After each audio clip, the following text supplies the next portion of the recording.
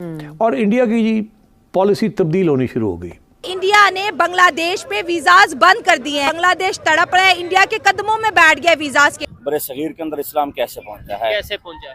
बड़े सगीर के अंदर जहां इस्लाम का आगाज हुआ था, एक हिंदू बंदे ने, मर्द ने एक मुस्लिम लड़की के सर से दुपट्टा खींचा। भारत सरकार और भारतीय कंपनियों ने बांग्लादेश के साथ कारोबार का पहिया रोक दिया है, जिस कारण वहां चल रहे हर विकास की परियोजनाओं पर असर हुआ है। फ्रेंडशिप पाइपलाइन से बांग्लादेश को डीजल आपूर्ति करने का काम भी रुक गया।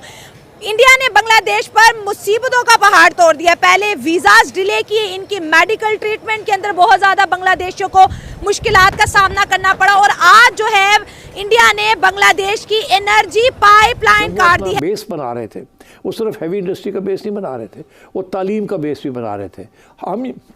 हम यहाँ वो बिल्कुल नहीं कर रहे थे। So I think that was the reason why India has forged ahead और हम पीछे रह गए हैं। भारत की विशाल कपड़ा उद्योग कंपनी रेमंड्स, जो बांग्लादेश में अपनी मैन्युफैक्चरिंग यूनिट्स चला रही थी, अब उन सभी यूनिट्स को भारत में शिफ्ट करने का निर्णय लिया है। भारत ने बांग्लादेश की पनिशमेंट शुरू कर दी है। भारत क्या करता है कि इंडिया बांग्लादेश एक फ्रेंडशिप डीजल पाइपलाइन है, उसकी जो एक्सपेंशन है वो रोक देता, कहता है जी पॉलिटिकल टर्मोइल है। ये पहला वो कॉन्ट्रैक्ट जो शेख हसीना और मोदी साहब के बीच हुआ था डीजल पाइपलाइन का, वो इंडिया ने स्टॉप कर दिया।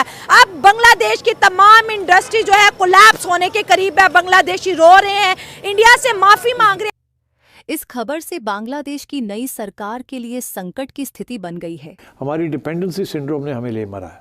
आज के प्रोग्राम में जो हमने एक चीज डिस्कस करनी है कि अगर खुदा ना खास्ता पाकिस्तान डिफॉल्ट होता है तो फिर क्या सिनेरियो होगा। रेमंड ने अब यहाँ पर ऐलान कर दिया है कि हम लोग बहुत जल्द ही हमारी जो बांग्लादेश के अंदर फैक्ट्रीज हैं उसको हम लोग बंद करने वाले हैं।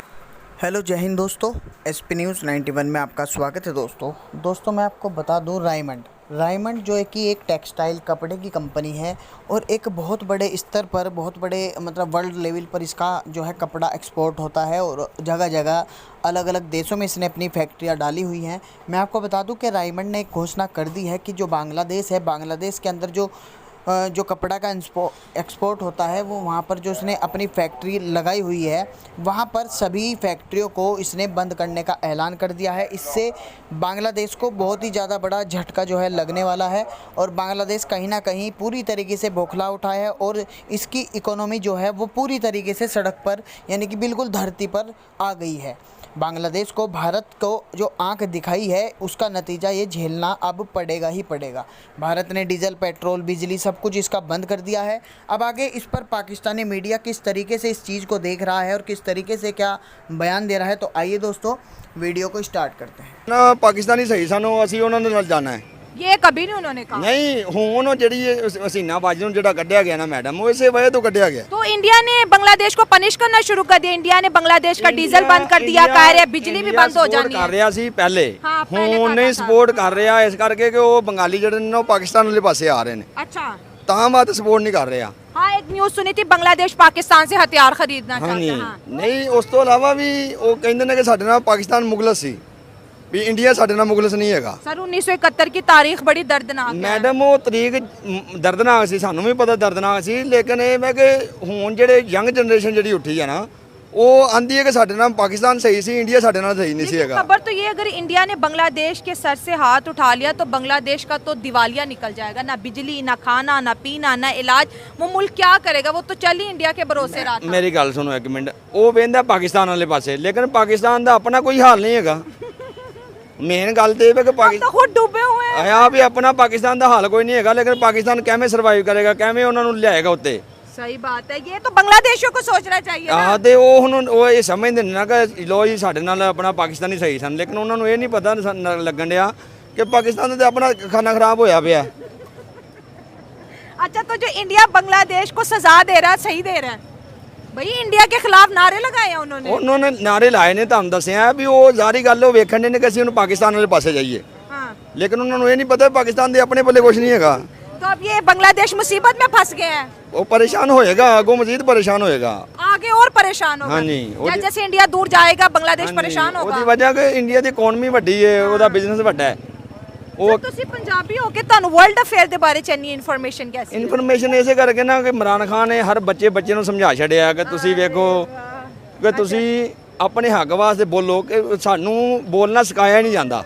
ਚਲੇ ਸਰ ਆਖਰੀ ਸਵਾਲ ਪੁੱਛ ਲੈਣੇ ਤੁਹਾਡੇ ਕੋਲ, ਜੇ ਅਗਰ ਇੰਡੀਆ ਤੇ ਪਾਕਿਸਤਾਨ ਦੇ ਤਾਲੁਕਾਤ ਬਿਹਤਰ ਹੋ ਜਾਂਦੇ ਨੇ ਸਾਡੇ ਮੁਲਕ ਨੂੰ ਕਿੰਨਾ ਫਾਇਦਾ ਪਹੁੰਚੇਗਾ? ਫਾਇਦਾ ਹੀ ਹੈ ਨਾ ਮੈਡਮ, ਵੇਖੋ ਇੱਥੋਂ ਟ੍ਰੇਨ ਚੱਲਦੀ ਸੀ, ਇਹ ਲਾਗੇ ਇੰਡੀਆ ਲੱਗਦਾ ਸੀ, ਉਹਦੇ ਨਾਲ ਇਕਨੋਮੀ ਚੱਲਦੀ ਸੀ। ਸਾਨੂੰ ਇਹ ਸਮਝਾਇਆ ਗਿਆ ਕਿ ਸਭ ਤੋਂ ਵੱਡਾ ਦੁਸ਼ਮਣ ਇੰਡੀਆ, ਸਭ ਤੋਂ ਵੱਡਾ ਦੁਸ਼ਮਣ ਅਸੀਂ ਨਾ ਬੇਸਿਕਲੀ ਆਪਣਾ ਬਾਰਡਰ ਤੇ ਰਹਿਣ ਵਾਲੇ ਆ, ਜ਼ੀਰੋ ਲਾਈਨ ਤੇ ਸਾਡਾ ਪਿੰਡ ਹੈ ਜੀ, ਜ਼ੀਰੋ ਲਾਈਨ।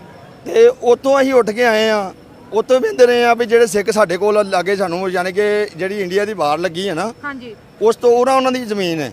ਉਹ ਜਦੋਂ ਪਹਿਲੀ ਫੋਨ ਹੁੰਦੇ ਸਨ, ਵੱਢਣ ਆਉਂਦੇ ਸਨ, ਉਹ ਸਾਡੇ ਨਾਲ ਗੱਲ ਕਰਦੇ ਸਨ, ਸਾਨੂੰ ਇੰਜ ਲੱਗਦਾ ਕਿ ਜਿਵੇਂ ਸਾਡੇ ਆਪਣੇ ਜੀ ਨੇ ਏਡੇ ਪਿਆਰ ਧੰਮਲ ਨਾਲ ਗੱਲ ਕਰਦੇ ਹਨ, ਲੇਕਿਨ ਦੁਸ਼ਮਣੀ ਨਜ਼ਰ ਨਹੀਂ ਆਈ। ਲੇਕਿਨ ਸਾਨੂੰ ਸ਼ੁਰੂ ਤੋਂ ਸਮਝਾਇਆ ਹੀ ਇਹ ਗਿਆ ਕਿ ਇਹ ਦੁਸ਼ਮਣ ਨੇ।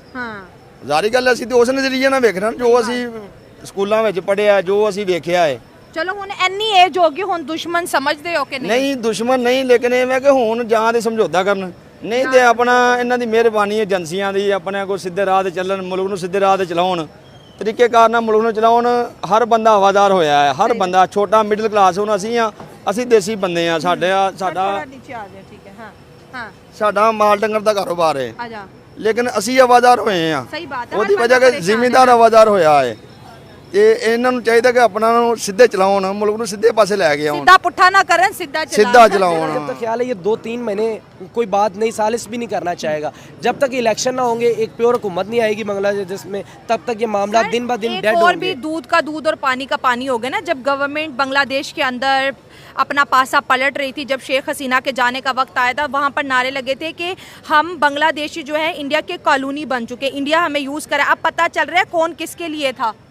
देखें वो बांग्लादेशी समझते थे कि इंडिया हमसे फायदा उठा रहा है, और आज आप कह रहे हैं बिजली के लिए रोएंगे, सब्जी के लिए रोएंगे, दाल के लिए रोएंगे, इलाज के लिए पासपोर्ट तो ऑलरेडी ज़मीन पे रख चुके हैं इंडियन एम्बेसी में। वो मेरी बात सुने, एक चीज़ थी कि देखिए बादशाह तब होता है जब उसकी सल्तनत होती है, उसके बगैर वो बादशाह नहीं है।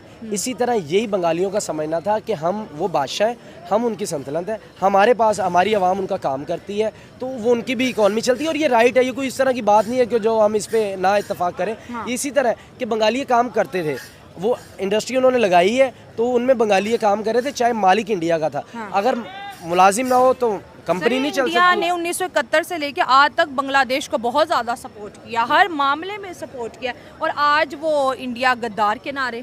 देखिए वो गलत किया है, इनको बड़ा मुश्किल होगा, इनके लिए आगे किसी भी चीज़ में आगे जाने में इनको बहुत मुश्किल होगा। देखिए अभी तो इनके पास अभी कोई पता नहीं इनके ख़जाने में क्या पड़ा है क्या नहीं पड़ा। स्टूडेंट हुकूमत है, अभी उनकी आर्मी ने टोटल ख़जाने पे कंट्रोल रखा हुआ है।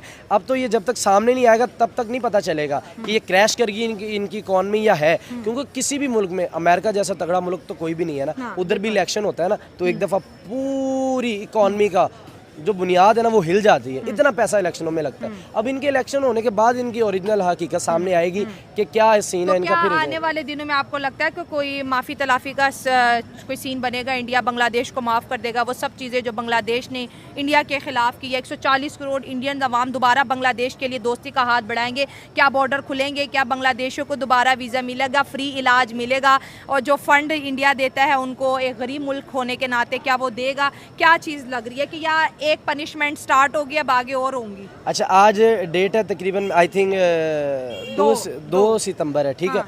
अब एग्जैक्टली ये 6 महीने बाद सब नॉर्मल हो जाएगा। ये नोट कर लें, इसी डेट को कभी फिर मुलाकात हुई इंटरव्यू में मैं बताऊँ, 6 महीने बाद सब नॉर्मल हो जाएगा। कोई इतना मसला नहीं है, क्योंकि बिजनेसमैन और दिमाग से सोचता है, आवाम और दिमाग से सोचती है। जिनका अरबों डॉलर पड़ा हुआ है ना इधर बांग्लादेश में, वो नहीं चाहेंगे कि भी इस तरह के मामला हो। थोड़ा सा उन्होंने अपना वो दिखाना है, एग्रेशन दिखाने के बाद वो आएंगे। ये 6 महीने बाद सब नॉर्मल हो जाएगा। बंगाली भी हौसला रख लें और आइंदा के बाद इस तरह का काम जो भी कुछ हुआ है आपने लास्ट मंथ से देख रहे हैं जी, जो शेख हसीना के साथ हुआ है, वहाँ की आवाम जो इतना परेशान थी जी, उस पर उन्हें तो इंडिया को तो रिएक्शन आपके सामने है ना।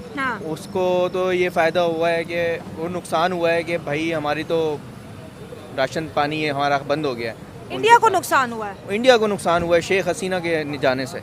इंडिया को नहीं, नुकसान तो सारा बांग्लादेश को हो रहा है। जैसे इंडिया उनको मेडिकल वीजा दे रहा था वो भी नहीं दे रहा है ना। ये तो इंडिया अब कर रहा है ना इनके साथ, पनिश कर रहा है, ये तो अब पनिश कर रहा है। लेकिन पहले ओवरऑल तो वो तो खुश था उनके साथ, अब मतलब नहीं है, तो अब बांग्लादेश के साथ अब ये सारी चीज़ें इनके साथ हो रही हैं। ठीक है, तो ये तो होना था। अभी आप देखें उनके रुपीस की भी वैल्यूज इनके डाउन गिर होंगी, रही है बांग्लादेश तो की, इंडिया हाँ। को फ़ायदा तो वो हर सूरत में वो चाहेगा ना कि पाकिस्तान अब के साथ। बांग्लादेश की इंडस्ट्री बंद होगी तो सारी इंडस्ट्री इंडिया शिफ्ट होगी डेफिनेटली। एग्जैक्टली यही सीन है। इंडिया लेकिन जो बांग्लादेश के ऊपर इतना ज़्यादा मेहरबान था, हर चीज़ सस्ती देता था, आज इंडिया बांग्लादेश से नाराज़ हो चुका है। क्या बांग्लादेश इंडिया की नाराज़गी सह पाएगा?